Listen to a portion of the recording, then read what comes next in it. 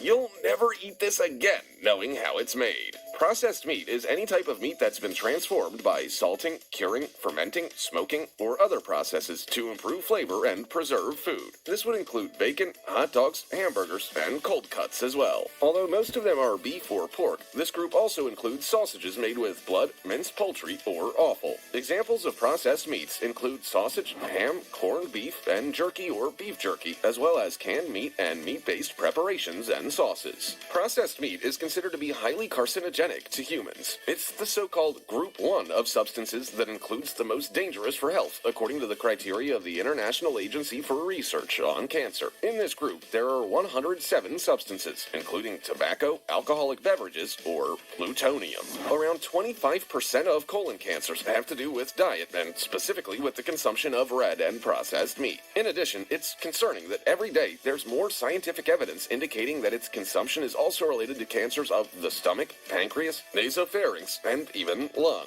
The reason lies in several of its compounds. Heme iron, which can damage the lining of the colon, nitrates used in meat processing as a preservative, or polycyclic aromatic hydrocarbons, which are generated in certain processes such as smoking or cooking at high temperatures.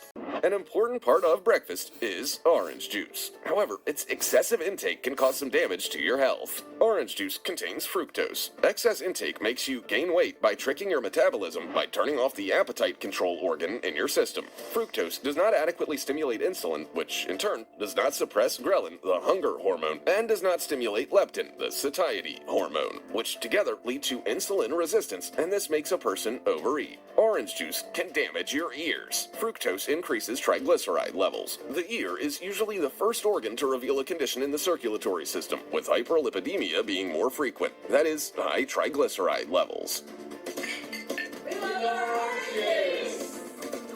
If it's not fresh and has been in the refrigerator or outdoors for more than 2 hours, its nutritional value is reduced by up to 80%. It can also cause diabetes. Although eating fruit reduces the risk of developing diabetes, drinking it seems to increase it. If you're drinking it for the fiber, orange juice contains practically no fiber. A glass of orange juice represents 10% of the fiber that an orange has. It can dramatically increase your weight. Only fast-absorbing carbohydrates are used in orange juice, which sharply increases insulin in the blood and favor the formation of fat. Orange juice can be harmful, but if consumed in moderation and as part of a balanced diet, it can be beneficial. It's all about moderation. Bread. We still don't know what's in our food. For instance, bread. Unless you're buying loaves from limited lots at a local bakery, chances are you won't be able to tell for sure what's in it. If you're purchasing your bread from a commercial producer, it likely contains human hair. Yeah, you heard that right, human hair. Amino acids are the building blocks of life, but they are not all created equal. L-cysteine, for example, is an amino acid used to extend the shelf life of products such as commercial bread, and is often synthesized from human hair, as well as duck feathers, cow horns, and pig bristles. The hair, it seems, is mostly collected from the floors of hair salons in China, and it's dissolved in acid through chemical isolation. The L-cysteine is isolated, packaged, and shipped to commercial bread producers. If the thought makes you wonder, bread, a sure way to avoid the whole human hair thing is to just buy bread from a baker, since L-cysteine is not an additive in flour. However, you should probably avoid fast food outlets. Next time you're eating a nice sandwich, just picture this. That bread may very well have been somebody's ponytail in China not too long before coming to you as food. Noodles. Nowadays, it seems that if you're a college student in a shared apartment, your pantry must be stocked with containers of instant noodles. However, this handy method to quell hunger and fix meals quickly and tastily could be wreaking havoc on the health of consumers, especially in the female population. At least, this is what a study carried out by a group of researchers from the Harvard School of Public Health defends, the results of which were published in the famous Journal of Nutrition. Apparently, its consumption would increase the risk of developing metabolic syndrome in women by 68%.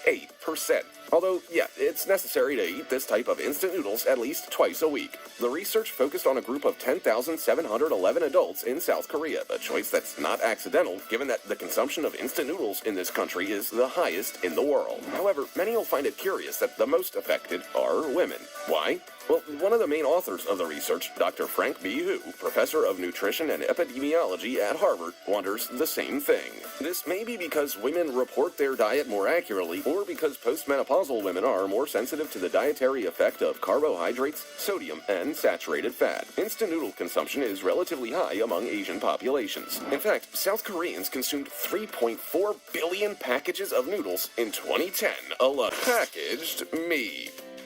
One of the main findings of an analysis has been that packaged minced meat has an inadequate proportion of protein and collagen. The presence of collagen is related to the fact that some parts of the animal that should not be included in this product are minced, such as cartilage and tendons. On the other hand, if you buy the meat at the butcher, you'll see if the piece is clean of it and that they are only serving you meat. There's a law that allows up to 1% traces of other types of meat than those advertised on the label inside the minced meat trays. What's surprising is that a study has shown that this percentage is actually much higher, even reaching 3% in some low-quality and cheaper meats, such as pork and chicken. What does this mean? Well, when we buy a tray of packaged minced beef in a supermarket, we can find that 3% is pork, which is cheaper meat. However, the opposite is not the case, since beef is more expensive. It's a fairly common practice among many brands that, in this way, saves costs and manage them to fatten the contents of the tray by mixing the main meat with lower-quality product. Cereals. Commercial cereals, the ones that come in cardboard boxes with colorful and attractive designs, have become the main breakfast option for many people around the world. Their great popularity is due in part to the simplicity of their consumption. You just have to serve them with a little milk and that's it. However, they've also gained great popularity because they are sold as healthy foods enriched with vitamins and minerals.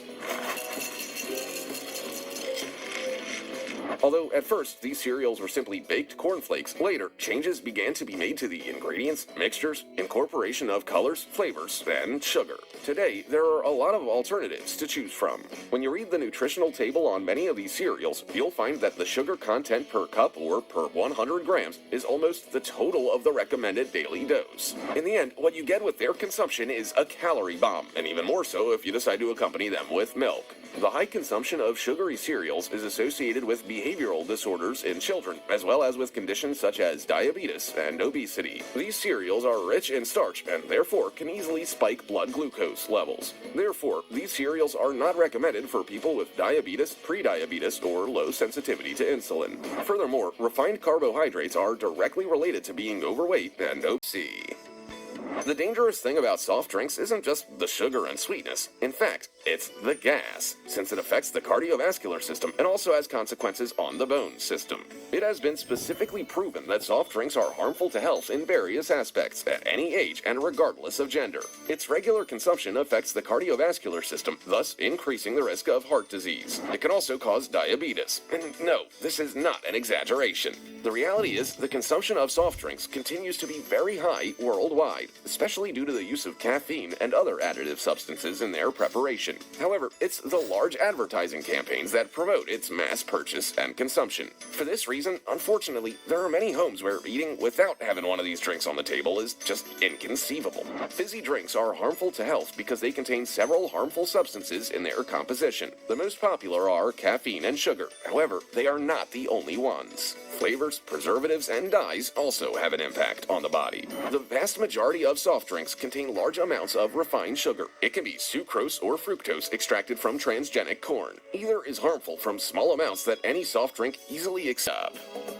Ketchup could take the title of the most popular sauce in the world, but is it good to consume it very often? Well, according to experts, the answer is no. Why? Well, because ketchup is full of substances that aren't exactly healthy, like sugar, salt, spices, and high fructose corn syrup. A nutrient-dense food provides protective micronutrients and helps support immunity. However, ketchup has low nutritional value and contains no protein or fiber. Excessive consumption of foods with high fructose corn syrup is linked to elevated levels of triglycerides, a type of fat found in the blood that causes heart problems. Eating a lot of sugar can cause you to gain weight. In addition, when excess glucose reduces the ability of cells to absorb and use blood sugar, insulin resistance occurs. Tomato sauce, being an acidic food due to the presence of acids such as malic and citric acid, can cause heartburn. Therefore, those with stomach problems such as a digestive disorder or gastroesophageal reflux disease should avoid ketchup. Processed and preserved foods are linked to a risk of inflammation, which in turn could lead to joint joint problems. High-sodium processed foods raise the level of calcium in your urine, which can increase your chance of developing kidney stones. Try instead to make your own homemade ketchup or find an organic alternative. Margarine, one of the most common products in our cuisine, was created by the French chemist Hippolyte Mege-Maurier in 1869 with the aim of offering consumers a cheaper and easier-to-keep alternative to butter, its main competitor to date. Although its appearance on the market was very well received, it wasn't until the Second World War when the most dazzling success knocked on its door. The reason? Being a food rich in lipids, it provided the necessary energy to the troops and citizens who had to face such a bloody battle. However, over the years, this popularity plummeted.